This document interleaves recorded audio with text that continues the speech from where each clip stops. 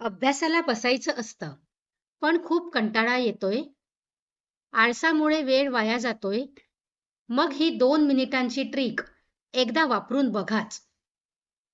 अभ्यासाचा आळस पळवा. 2 मिनिटांची ट्रिक. 1. 2 मिनिटांचा नियम. जेव्हा एखादी गोष्ट करण्याचा खूप कंटाळा येतो, तेव्हा स्वतःला सांगा, मी फक्त 2 मिनिटे अभ्यास करणार आहे. एकदा तुम्ही 2 मिनिटांसाठी पुस्तक उघडलं, की मेंदूला आपोआप गती मिळते आणि तुम्ही पुढे अर्धा तास आरामात अभ्यास करू शकता. 2. 5 आकडे उलट मोजा. आळस आला की 5, 4, 3, 2, 1 असं उलट मोजा आणि 1 म्हणताच कसलाही विचार न करता जागचे उठा आणि पुस्तकाकडे जा.